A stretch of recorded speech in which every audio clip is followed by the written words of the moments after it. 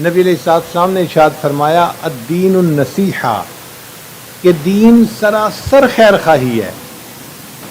ہمیں اللہ نے جو یہ دین اسلام عطا فرمایا یہ اتنا خوبصورت ہے کہ جو بھی مسلمان بنتا ہے وہ خیر خواہ بن جاتا ہے، ہر کسی کا خیر خواہ، اپنے ساتھ بھی خیر خواہی، دوسروں کے ساتھ بھی خیر خواہی، وہ جہاں رہے گا دوسروں کے لیے اللہ کی رحمت بن کے رہے گا۔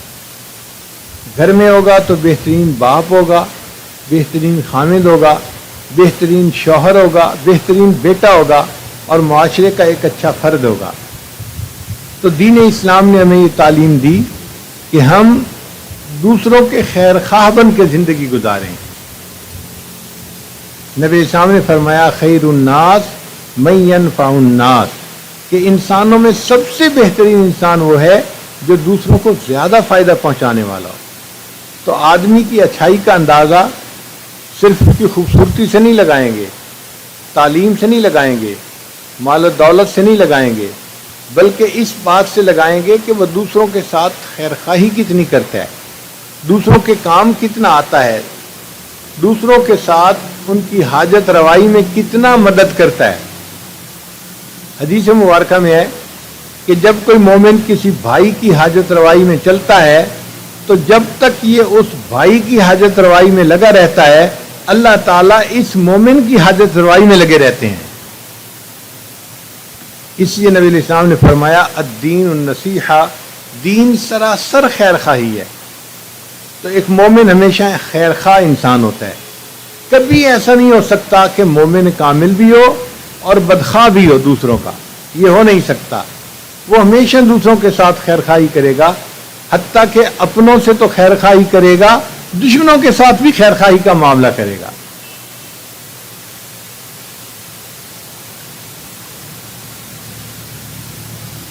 نبی علیہ السلام نے صحابہ کرام کو یہ خیر خواہی کی صفت ایسی سکھائی کہ سب صحابہ ایک دوسرے کے خیر خواہ تھے، سب صحابہ۔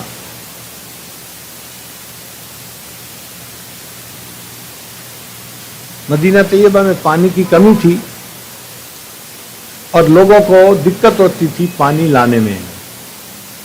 ایک یہودی کے پاس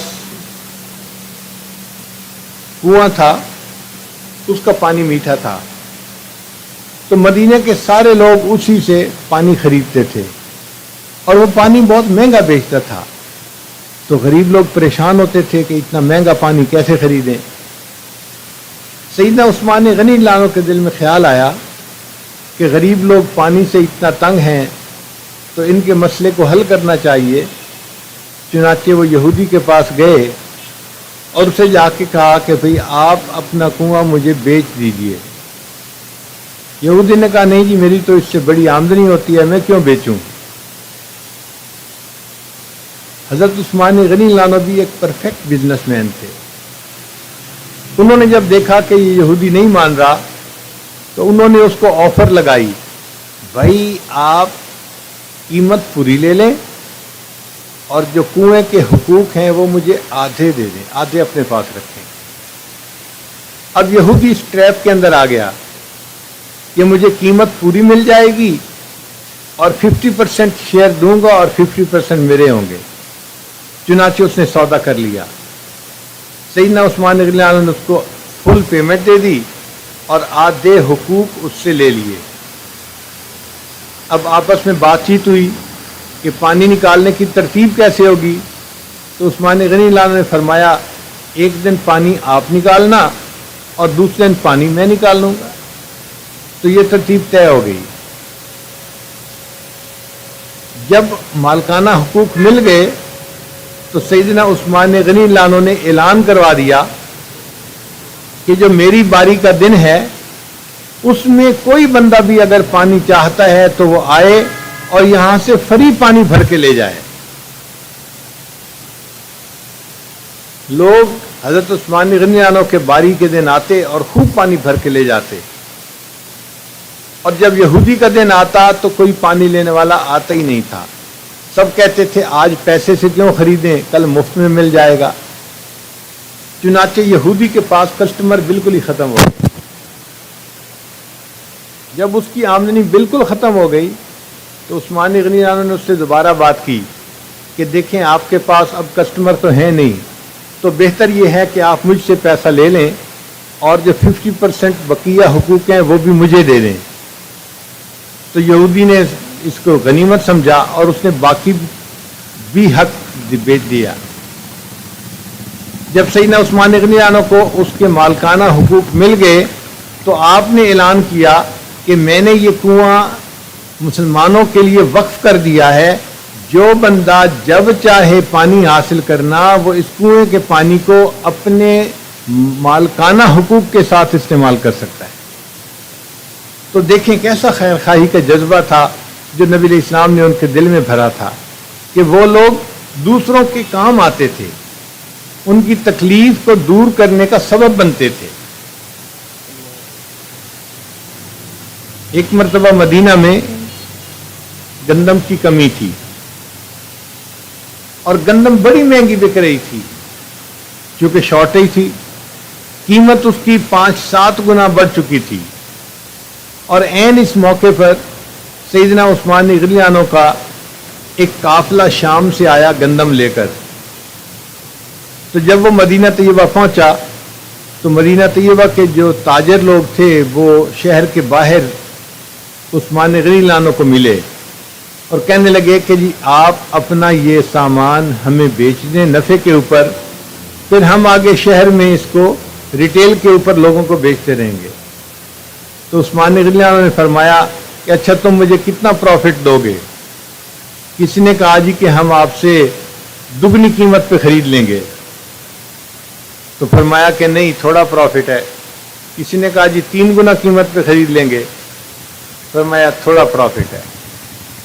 4 گنا پہ خرید لیں گے، فرمایا تھوڑا پروفٹ ہے۔ ہم جی 5 گنا قیمت پہ خرید لیں گے، تھوڑا پروفٹ ہے۔ لوگ حیران ہو گئے کہ کبھی ایسا ہوتا ہے کہ کوئی بندہ سامان لائے اور اس کو 5 گنا اس کی قیمت ملے اور وہ جواب دے کہ پروفٹ تھوڑا ہے؟ تو عثمان غنی عنہ نے فرمایا کہ ہاں پروفٹ تھوڑا ہے، اس سے بھی زیادہ دو تو بات بن سکتی ہے۔ تو لوگوں نے کہا جی ہم اس سے زیادہ تو نہیں دے سکتے۔ عثمان غنی عنہ نے فرمایا اچھا پھر میرے پاس ایک کسٹمر ہے جو مجھے 700 گنا پروفٹ دینے کے لیے تیار ہے۔ یہ کہا اور اس گندم کو مفت مدینہ کے تمام لوگوں کے اندر تقسیم کر دیا اور کہا کہ اب اس کا بدلہ مجھے اللہ دیں گے، اور اللہ کا وعدہ ہے کہ جو میرے راستے میں خرچ کرتا ہے میں اس کو 700 گنا واپس دیتا ہوں۔ تو نبی علیہ السلام نے خیر خواہی کا ایک ایسا جذبہ صحابہ میں بھر دیا تھا، ہر صحابی دوسرے کا خیر خواہ، اور بعض صحابہ سے تو نبی علیہ السلام نے بیعت لی تھی کہ تم دوسروں کے ساتھ خیر خواہی کرو گے، اور وہ صحابی ہر وقت دوسروں کے ساتھ بھلائی کرتے تھے، خیر خواہی کرتے تھے۔ آپ واقعہ سن کر حیران ہوں گے، صحابی تھے، ان کو گھوڑے کی ضرورت تھی، تو مارکیٹ میں گئے اور وہاں جا کے انہوں نے ایک گھوڑا خریدا۔ فرض کرو انہوں نے گھوڑا خریدا 3000 درہم میں، اس کو گھر لائے، دیکھنے میں گھوڑا بڑا اچھا تھا۔ اب ان کے دوست ان کے گھر آئے،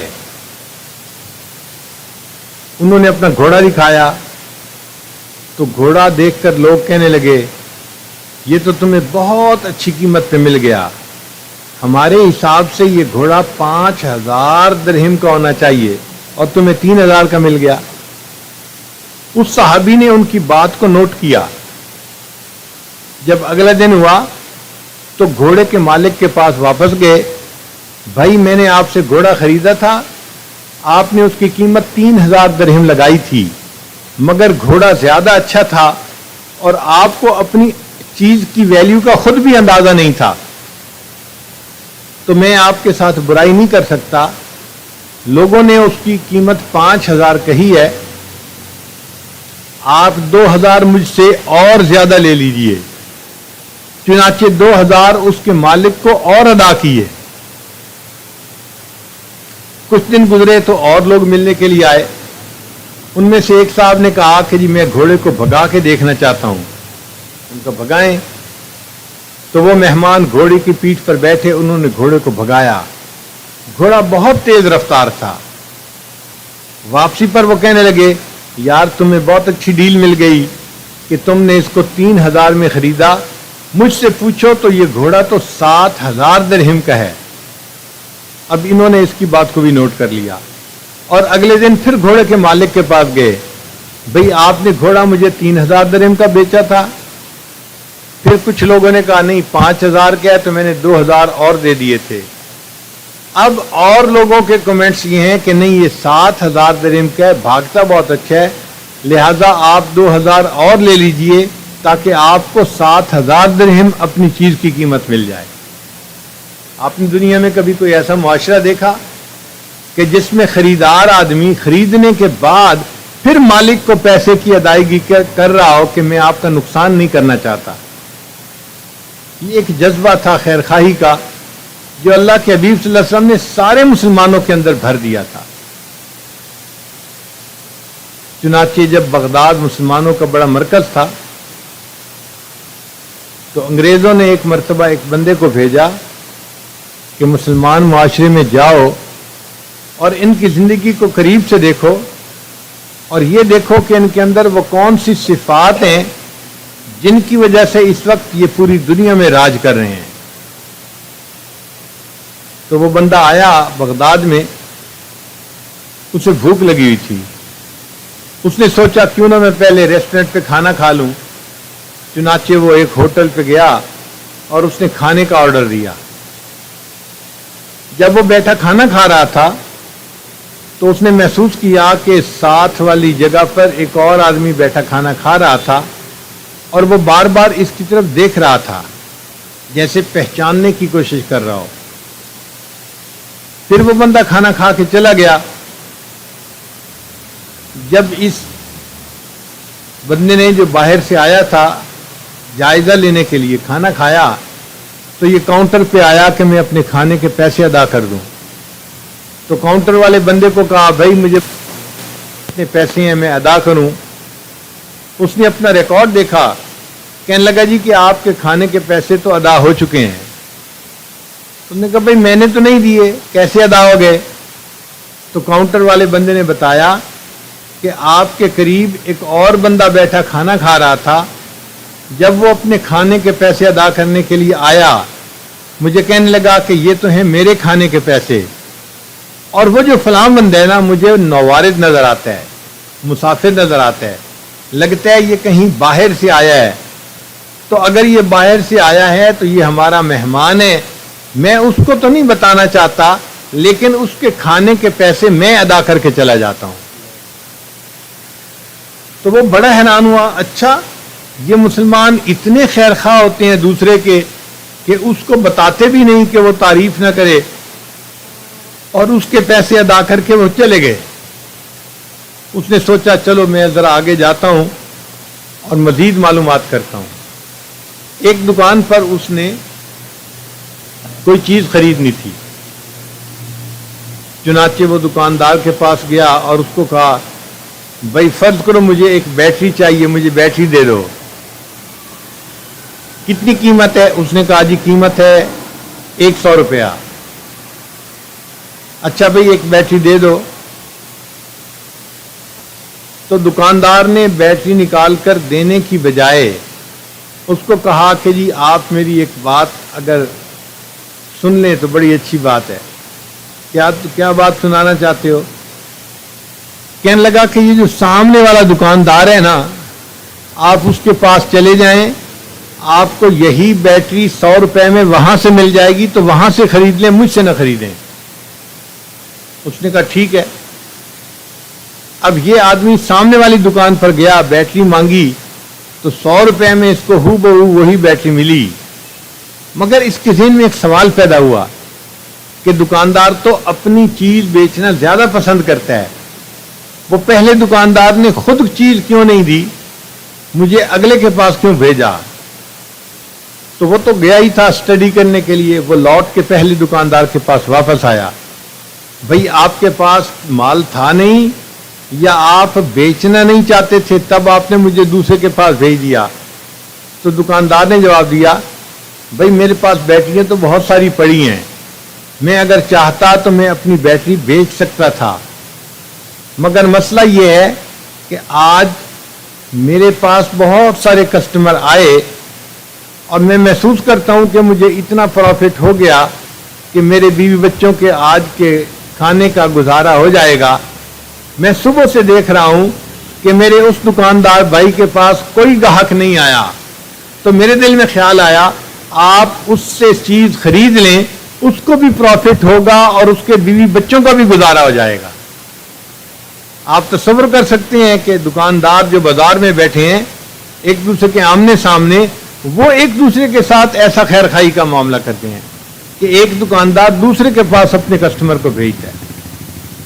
یہ وہ خیر خائی کا جذبہ تھا جو ہمارے اسلاف کے اندر تھا اور وہ بہترین زندگی گزارتے تھے۔ ایک مرتبہ وقت کے بادشاہ کے خلاف کچھ علماء نے فتویٰ دے دیا، بادشاہ کو بڑا غصہ آیا، اس نے 4 آدمیوں کے نام دیے کہ ان کو جا کے پکڑ کے لاؤ، میں ان کو قتل کروانا چاہتا ہوں۔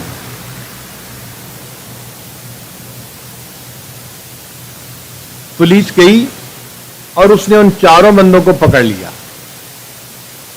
اب وہ 4 بندوں کو پکڑ کے جب لائے تو بادشاہ نے کہا کہ اچھا ان کو قتل کروانے ہیں، جلاد کو بلاؤ۔ جلاد کو بلا لیا گیا۔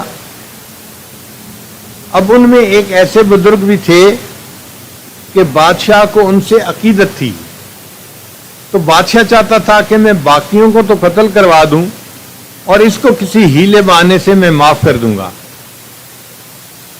چنانچہ ابوالحسن نوری رحمت اللہ علیہ ان کا نام تھا۔ بادشاہ نے ان 4 بندوں کو ایک جگہ کھڑے ہوئے دیکھا تو کہنے لگا کہ نہیں، یہ جگہ اچھی نہیں ہے، آپ لوگ ذرا اس جگہ سے دوسری جگہ آ جائیں۔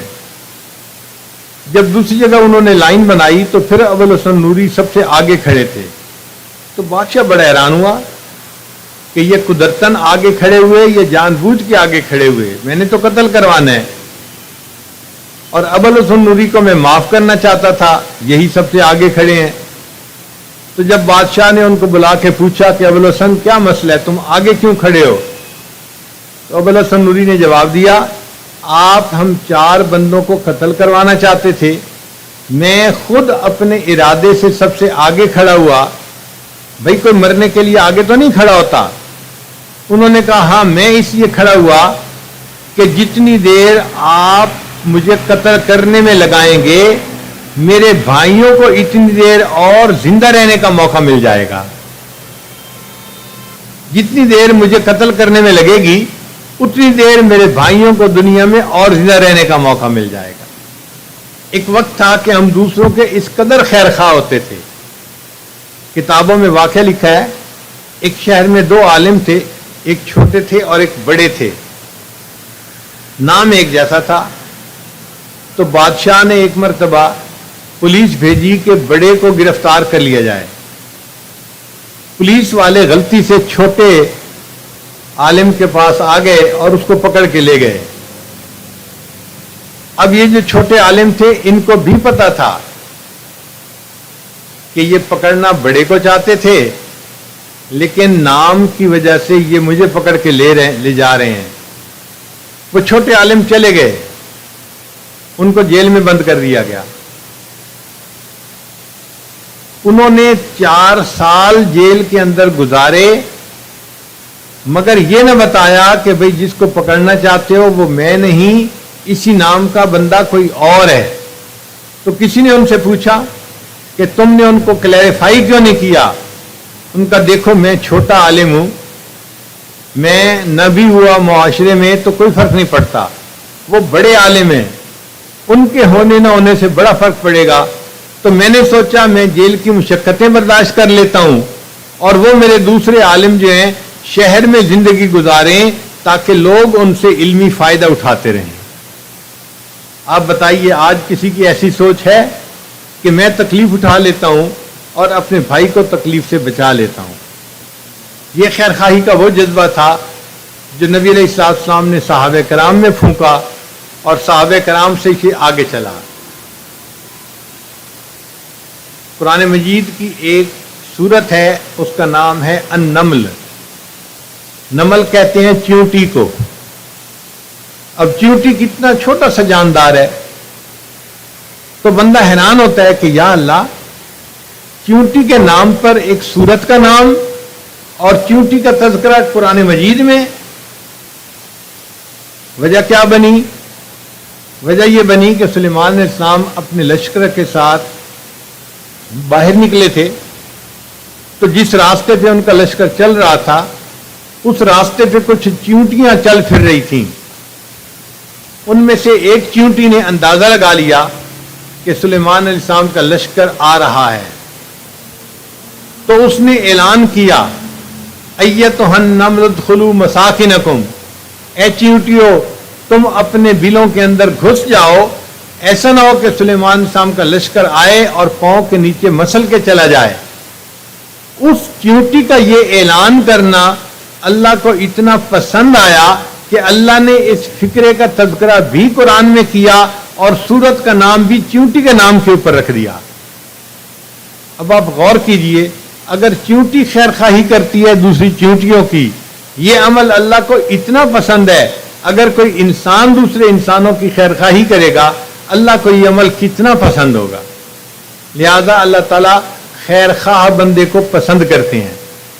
خیر خواہ بندہ جس کے دل میں ہو کہ میں نے ہر ایک کے ساتھ اچھائی کرنی ہے، ہر ایک کے ساتھ بھلا کرنا ہے، نیت جس کی اچھی ہو اور وہ دوسروں کو بھلا دینا چاہتا ہو۔ بعض لوگوں کی نیتوں میں خرابی ہوتی ہے، کھوٹ ہوتا ہے، ایسے لوگ اللہ کو پسند نہیں ہوتے، ناپسند ہوتے ہیں۔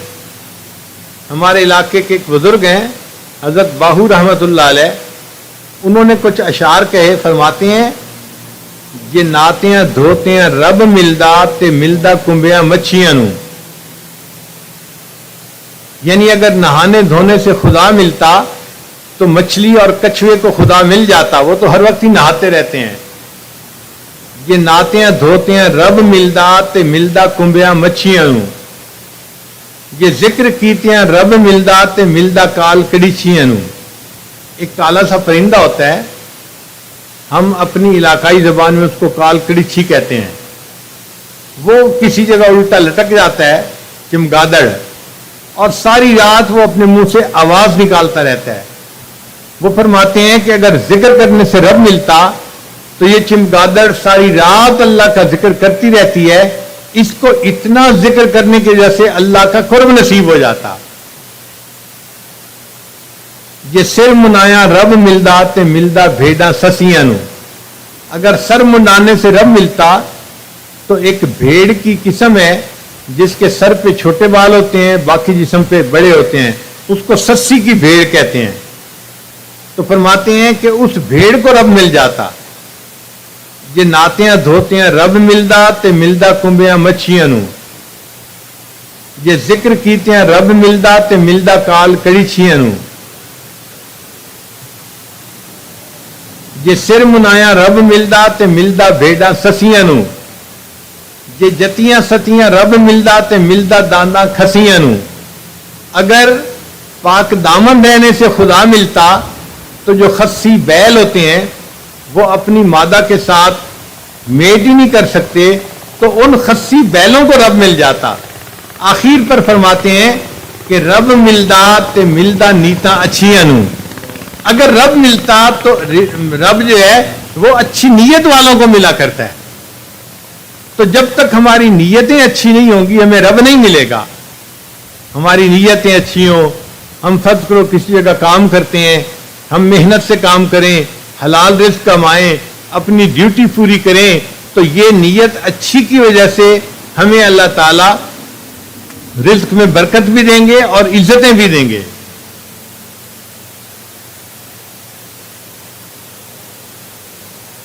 ایک اصول یاد رکھیں کہ جو بندہ خیر خواہ ہوتا ہے نا، اگر کسی وقت وہ کوئی غلط فیصلہ بھی کر بیٹھتا ہے تو خیر خواہی کی وجہ سے اللہ اس کی الٹی کو بھی سیدھا کر دیتے ہیں۔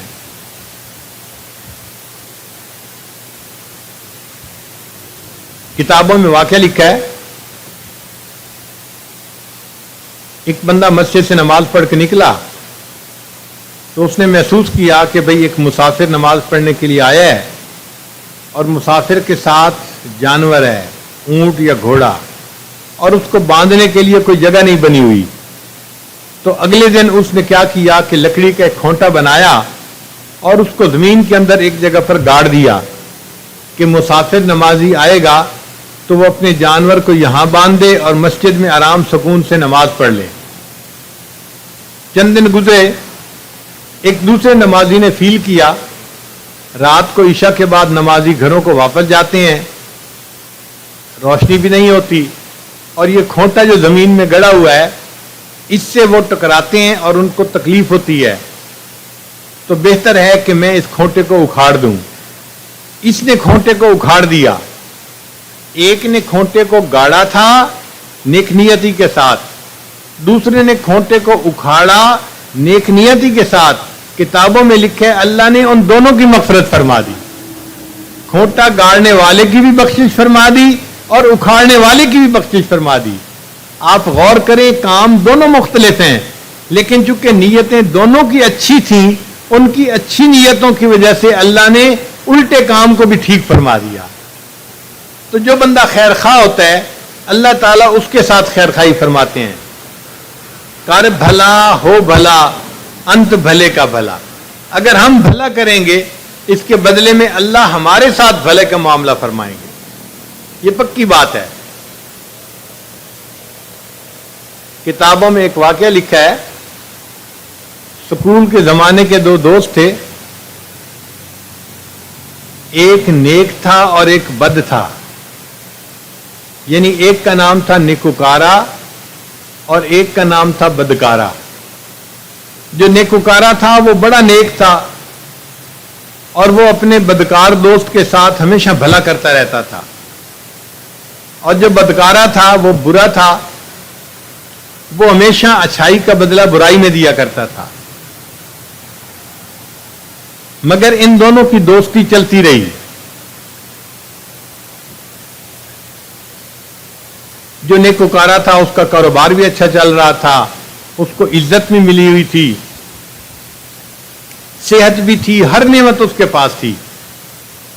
अब जब कभी आपस में बात होती और नेकुकारा ये कहता, भाई मेरे दोस्त, आपकी बरकत से अल्लाह ने मुझे अच्छा कारोबार दिया और अल्लाह ने मुझे इज्जत दी और अल्लाह ने मुझे ये दिया, आपकी बरकत से अल्लाह ने मुझे दिया।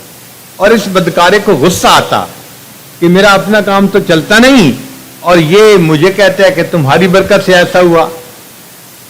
एक दिन दोनों कुएं के किनारे खड़े बात कर रहे थे तो नेकुकारा ने फिर कह दिया, आपकी बरकत से अल्लाह ने मुझे बहुत इज्जत दी है।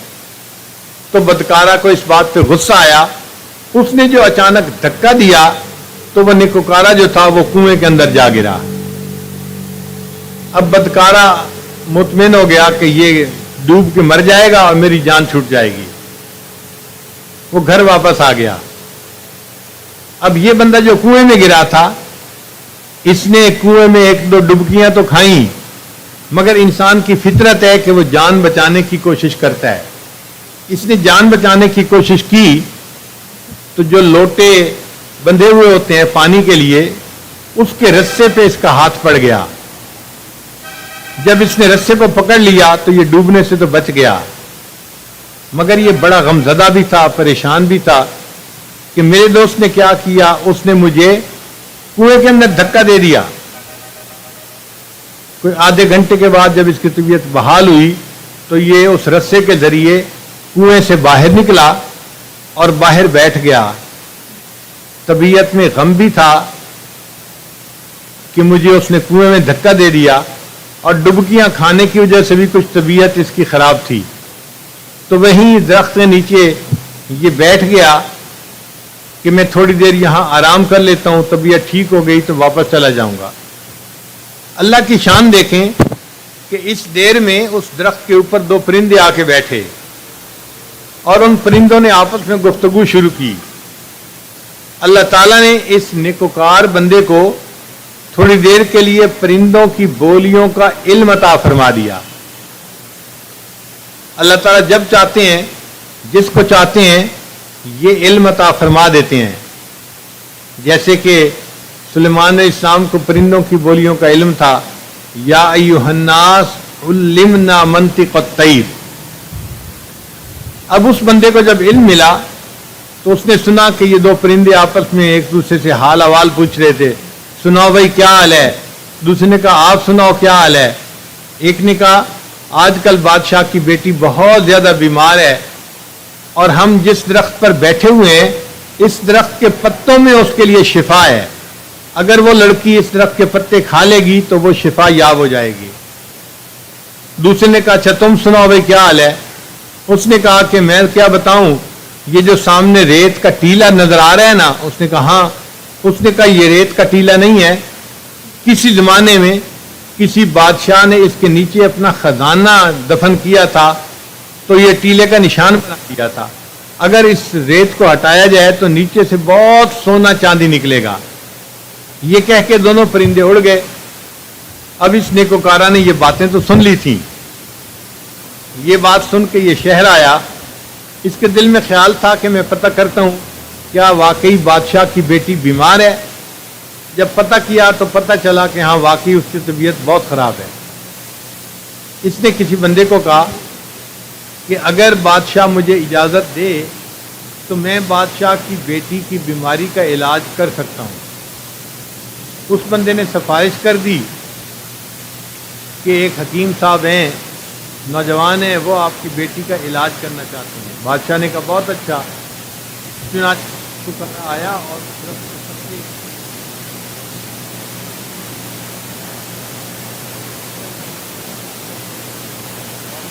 یہ کہ جی پانی کے ساتھ یہ استعمال کر لیا کرو.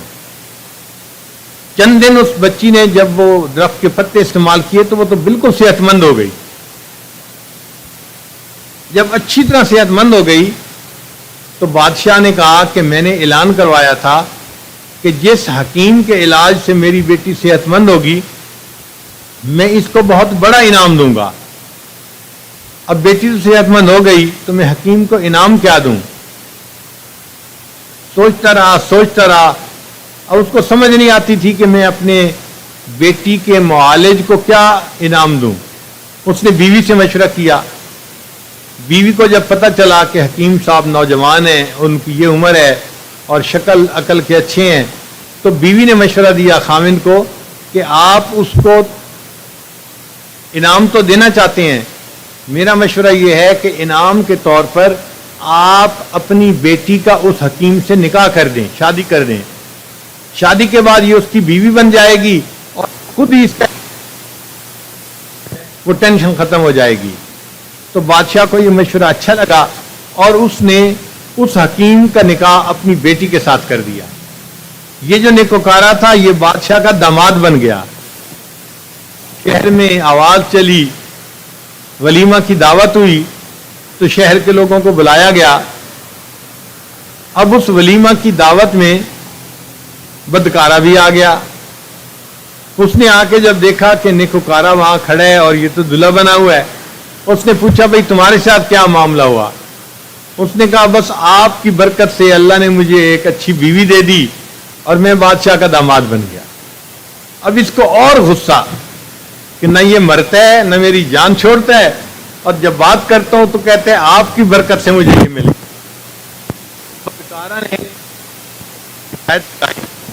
کہ میں اس نوجوان کو جانتا ہوں، یہ تو طب کے نام سے ہی واقف نہیں ہے، اس نے تو ایسے ہی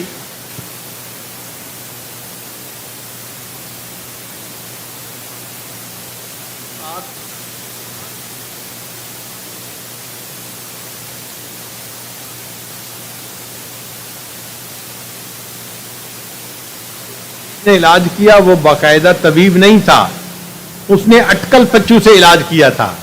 تو بادشاہ کو بھی بڑا غصہ آیا.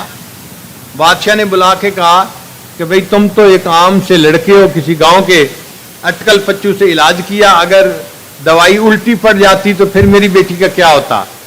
تو میں تو تمہیں سزا دوں گا کہ تم نے کیوں جرأت کی علاج کرنے کی.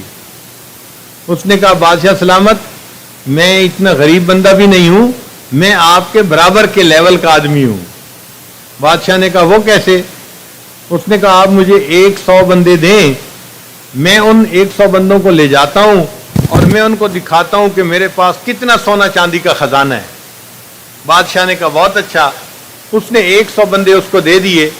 اب یہ نیکوکارہ اس کو لے کے اس جگہ پر گیا جہاں ٹیلا بنا ہوا تھا، ریت ہٹائی گئی تو اللہ کی شان کے نیچے جو مدفون تھا خزانہ وہ نکل آیا۔ اس خزانے کو دیکھ کے بادشاہ خوش ہو گیا کہ ہاں یہ ایک عام سا بندہ نہیں ہے بلکہ بڑا امیر بندہ ہے، اور یہ میری بیٹی کے ساتھ شادی کی اہلیت رکھتا ہے، اتنا امیر آدمی۔ میں نے ایک امیر کے ساتھ بیٹی کی شادی کی ہے، فقیر کے ساتھ نہیں کی۔ اب بادشاہ جب خوش ہوا تو اس نے اس کو کمانڈر ان چیف بنا دیا فوج کا۔ تو نیکوکارہ صاحب جو تھے وہ بادشاہ کے داماد بھی تھے اور فوج کے کمانڈر ان چیف بھی بن گئے، انہیں اور عزت مل گئی۔ کچھ عرصہ اسی طرح رہا۔ کچھ عرصے کے بعد بادشاہ فوت ہو گیا۔ اب اس زمانے کے قانون کے مطابق بادشاہ کے بعد اس کی بچوں میں سے کسی نے وارث بننا تھا، تو بادشاہ کا بیٹا نہیں تھا، صرف ایک ہی بیٹی تھی۔ تو بیٹی کے ذمے وراثت آئی۔ لوگوں نے بیٹی کو کہا کہ آپ ملکہ بنیں اور تخت سنبھالیں۔ وہ لڑکی کہنے لگی جی کہ میں عورت زاد ہوں، میں بادشاہت کا نظام نہیں سنبھال سکتی، میں اپنی یہ ذمہ داری۔ اللہ کی شان دیکھیے کہ لوگوں نے اس کو جو ہے وقت کا بادشاہ بنا دیا، اس کے سر پہ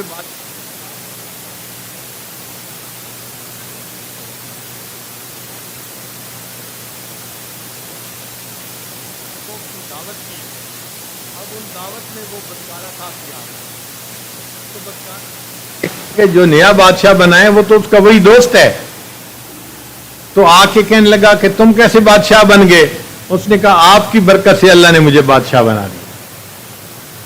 تو ایک بات ذہن میں رکھیے کہ نیکوکار انسان یا خیر خواہ انسان جو دوسروں کے ساتھ خیر خواہی کرتا ہے وہ کبھی یہ دل میں نہ سوچے کہ جی میں تو خیر خواہی کروں گا، لوگ بدخواہی کریں گے۔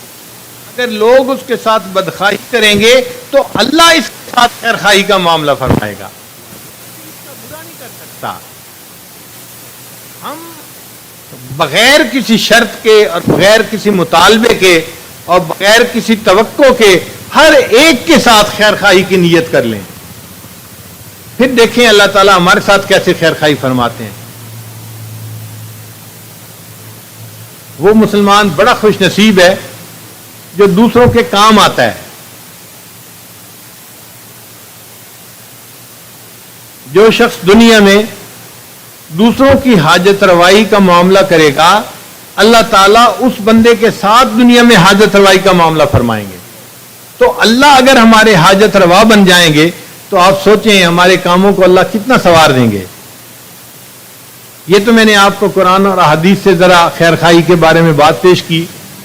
اب آپ کو ایک انگریزوں کا واقعہ بھی سنا دیں کہ اگر کوئی کافر بھی ہو اور وہ بھی دوسرے کے ساتھ خیر خواہی کرے تو اللہ کافر کے عمل کو بھی پسند کرتے ہیں اور اس کو بھی اس کا اجر اسی دنیا میں عطا فرما دیتے ہیں۔ ایک انگریز عورت تھی، نوکری سے ریٹائر ہوئی اور وہ گھر میں ریٹائرمنٹ کی زندگی گزار رہی تھی۔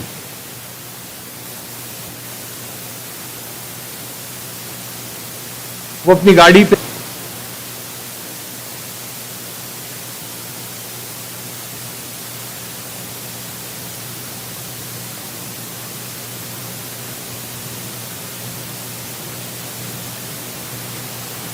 پنکچر ہو گیا ہے، اب گاڑی کا ٹائر بدل نہیں سکتی تھی، کمزور تھی۔ اس نے سوچا میں کسی کو روکتی ہوں کہ کوئی بندہ میری ہیلپ کر دے اور ٹائر بدلوا دے۔ اب وہ سڑک کے کنارے کھڑی ہے، آنے جانے والے گاڑیوں کو وہ ہاتھ سے اشارہ کر رہی ہے رکنے کے لیے، مگر ہائی وے تھا، کوئی رکنے کے لیے تیار نہیں تھا، گاڑیاں آ رہی تھیں جا رہی تھیں۔ جب 1-2 گھنٹے یہ دھوپ میں کھڑی رہی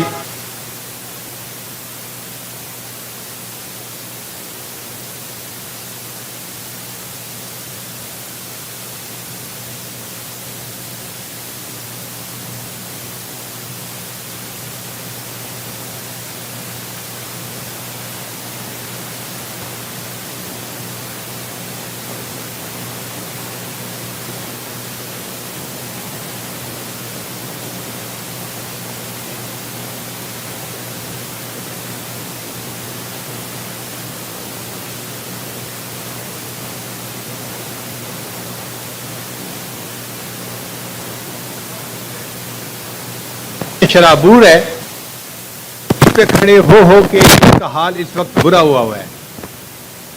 اس نے گاڑی کے ٹائر کو دیکھا تو اس نے اس عورت کو کہا کہ یہ ٹائر میں اکیلا بدل سکتا ہوں, مرد ہوں, میرے پاس طاقت ہے, آپ مہربانی کریں اور میری گاڑی میں جا کر آپ بیٹھ جائیں. گاڑی کا اے سی چل رہا ہے, اندر ٹھنڈ ہے اور باہر بہت گرمی ہے. چنانچہ اس نے اس عورت کو فرنٹ سیٹ پہ بٹھا دیا اپنی گاڑی کے. اب وہ لڑکا اس کا ٹائر بدل رہا ہے اس کی گاڑی کا, اور یہ عورت ایئر کنڈیشن گاڑی کے اندر بیٹھی اس لڑکے کو کام کرتا ہوا دیکھ رہی ہے. اس کے ذہن میں خیال آیا کہ جب یہ لڑکا ٹائر بدل دے گا تو میں اس کو $100-200 گفٹ کے طور پہ دے دوں گی کہ اس نے میری مدد کی ہے. چنانچہ تھوڑی دیر کے بعد لڑکا آیا اور اس نے کہا جی میں نے ٹائر بدل دیا ہے, آپ کی گاڑی تیار ہے, آپ اپنی گاڑی پہ جا سکتی ہیں. وہ عورت اس کی گاڑی سے نکلی اور اس نے $100-200 اس کو دینے چاہے کہ یہ لے لو. اس نے پوچھا کیوں؟ عورت نے کہا کہ آپ نے میری ہیلپ کی ہے تو میں چاہتی ہوں کہ اس کے بدلے آپ کو میں کچھ پیسے دے دوں. تو اس نوجوان لڑکے نے اس کو جواب دیا, It is objective of my life to help others. It is objective of my life to help others. When I help someone, I feel happy. یہ میری زندگی کا مقصد ہے کہ میں دوسروں کی مدد کیا کروں. جب میں کسی کی مدد کرتا ہوں مجھے دلی سکون ملتا ہے. تو بس میں نے آپ کی مدد کی, مجھے سکون مل گیا, میرے لیے یہی کافی ہے. اب وہ لڑکا اپنی گاڑی میں بیٹھ کے چلا گیا اور یہ انگریز عورت جو تھی یہ بھی آگے چل پڑی. یہ گاڑی چلا رہی تھی مگر اس کے دل و دماغ میں وہی فکر گھوم رہا تھا, اچھا دنیا میں ایسے بھی لوگ ہوتے ہیں جو کہتے ہیں کہ it is objective of my life to help others. When I help someone I feel happy. جب میں کسی کے کام آتا ہوں, کسی کی مدد کرتا ہوں تو اس سے مجھے روحانی خوشی ہوتی ہے, یہی میرے لیے کافی ہوتا ہے. تو اس کے دل میں خیال آیا کہ بھائی کاش کہ میں بھی اپنی زندگی اسی مقصد کے تحت گزارتی اور میں بھی کہتی کہ it is objective of my life to help others. اب یہ سوچ بھی رہی تھی اور سفر بھی کر رہی تھی تو اس کو فیل ہوا کہ بھوک لگی ہوئی ہے. اس نے سوچا پہلا ریسٹورنٹ آئے گا تو میں وہاں پہ گاڑی روک لوں گی, کھانا کھاؤں گی اور پھر سفر کروں گی. چنانچہ ریسٹورنٹ پہ اس نے گاڑی روکی اور کھانے کا آرڈر دیا.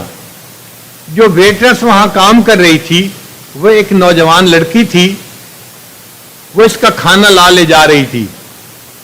مگر اس عورت نے دیکھا کہ وہ نوجوان ویٹرس جو تھی وہ حاملہ تھی اور اس کے جسم کی بناوٹ سے اندازہ ہوتا تھا کہ حمل کے کافی آخری ایام ہیں, یعنی جیسے 7-8 مہینے گزر چکے ہیں اور وضع حمل میں تھوڑے دن باقی ہیں. جب وہ کھانا لا کے اس کو دے کے چلی گئی تو اس بوڑھی عورت کے دل میں خیال آیا کہ اس نوجوان لڑکی کو تو اس حال کے اندر ریسٹ کرنا چاہیے, لیکن یہ حمل کے باوجود ڈیوٹی دے رہی ہے. کیوں نہ میں اس سے پوچھوں کہ یہ کیوں ڈیوٹی کر رہی ہے. چنانچہ جب وہ ویٹرس پانی وغیرہ لے کے آئی تو اس نے اس سے کہا کہ تم چھٹی لے کے گھر کیوں نہیں چلی جاتی, آرام کرو, بچے کی ولادت اتنی قریب ہے, تم اس حال میں بھی ڈیوٹی دے رہی ہو. اس ویٹرس نے اسے کہا کہ اصل بات یہ ہے کہ میرا خاوند جاب کرتا ہے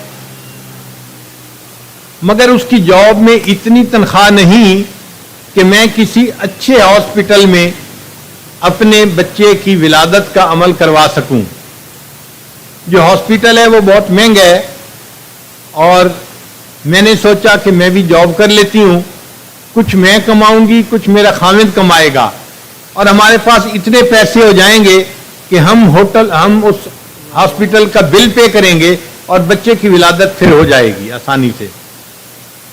اس عورت کے دل میں خیال آیا کہ یہ چند پیسوں کی خاطر اتنی تکلیف اٹھا رہی ہے, کیوں نہ ہو میں اس کی ہیلپ کر دوں. چنانچہ اس بوڑھی عورت نے چیک بک نکالی اور اس نے اس سے پوچھا بھئی تمہیں کتنا بل پے کرنا پڑے گا. اس نے کہا جی $5,000 دینے پڑیں گے.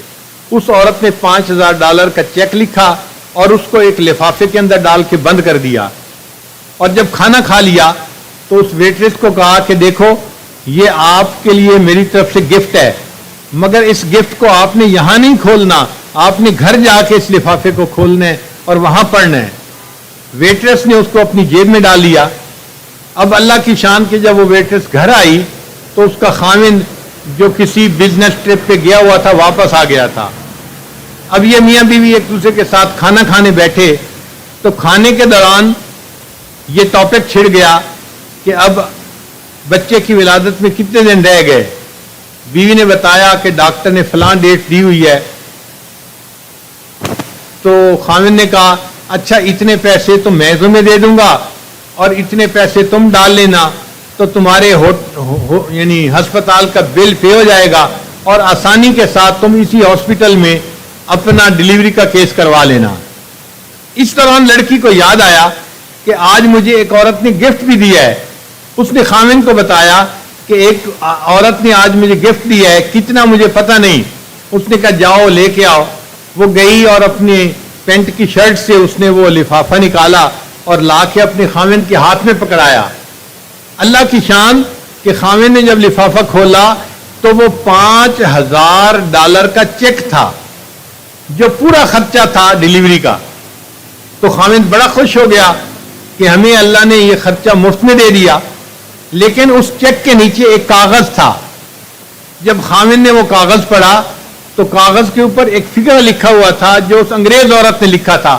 اس نے یہ فقرہ لکھا تھا It is objective of my life to help others. When I help someone, I feel happy. اور یہ وہی فکرہ تھا جو اس نوجوان لڑکے نے اس بوڑھی عورت کو کہا تھا۔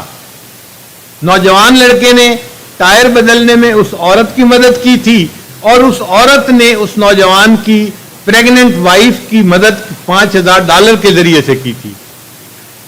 انگریزی میں کہتے ہیں what goes around comes around۔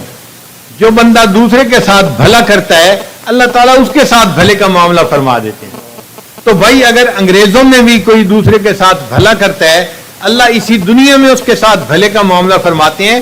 ہم تو ایمان والے ہیں، نبی علیہ الصلوۃ والسلام کا کلمہ پڑھنے والے ہیں، ہم اگر دوسروں کے ساتھ بھلائی کریں گے تو سوچئے اللہ اس کا ہمیں کتنا اجر اور بدلہ عطا فرمائیں گے۔ تو سب سے بہتر انسان جو اللہ کو پسند ہے وہ انسان جو دوسروں کے کام آئے۔ خیر الناس من ینفع الناس، نبی علیہ السلام نے فرمایا سب سے بہتر انسان وہ ہے جو دوسروں کے بھلائی کے کام آتا ہے۔ آج ہم اس مجلس میں دل میں یہ نیت کریں کہ ہم ہر ایک کے ساتھ بھلائی کا معاملہ کریں گے، اچھائی کا معاملہ کریں گے، اور اس کا بدلہ ہمیں ہمارا اللہ دے گا، اللہ پروردگار عطا فرمائے گا۔ آج آپ دفتروں میں جا کے دیکھیں، کوئی کلرک بیٹھا ہوگا نا، آپ اس کو کہیں جی کہ میرا یہ کام ہے، پہلی بات کیا کرے گا؟ نہیں یہ کام تو ہو ہی نہیں سکتا، یہ کام تو ہو ہی نہیں سکتا۔ پھر اسی کلرک کو اگر کوئی رشوت دے دے تو بھی کام ہو جاتا ہے، کوئی سفارش لگوا دے تو بھی کام ہو جاتا ہے۔ سفارش اور رشوت کے بغیر کام ہو ہی نہیں سکتا، اور جب سفارش رشوت ہوتی ہے تو کام ہو بھی جاتا ہے۔ تو ہمیں چاہیے کہ اگر کوئی آدمی کلرک کی سیٹ پہ بیٹھا ہے تو آنے والے کو وہ یہ نہ کہے کہ I can not help you, بلکہ آنے والے سے پوچھے سر کین آئی ہیلپ یو، میں آپ کی مدد کر سکتا ہوں، میں آپ کی کیا مدد کر سکتا ہوں، میں آپ کے کیا کام آ سکتا ہوں۔ ہماری پرسنالٹی ایسی ہونی چاہیے، ہم آنے والے کے مدد کرنے کے لیے تیار ہوں۔ ہم کہیں جی میں آپ کے کیا کام آ سکتا ہوں، میں آپ کے ساتھ کیا تعاون کر سکتا ہوں۔ تو اللہ کرے کہ ہم مسلمان اپنے اندر اچھے اخلاق پیدا کریں اور ہم اپنے دوسرے مسلمان بھائیوں کے لیے خیر کا سبب بنے، اچھائی اور بھلائی کا سبب بنے۔ نبی علیہ السلام نے فرمایا الدین النصیحہ، دین سراسر خیر خواہی ہے۔ ہم خیر خواہی کریں گے تو دیندار بنیں گے، خیر خواہی نہیں کریں گے تو ہم بے دین بن کر زندگی گزاریں گے۔ اللہ تعالی ہمیں اپنے خیر خواہ بندوں میں شامل فرمائے اور قیامت کے دن ہمیں خیر خواہ بندوں میں کھڑا فرمائے۔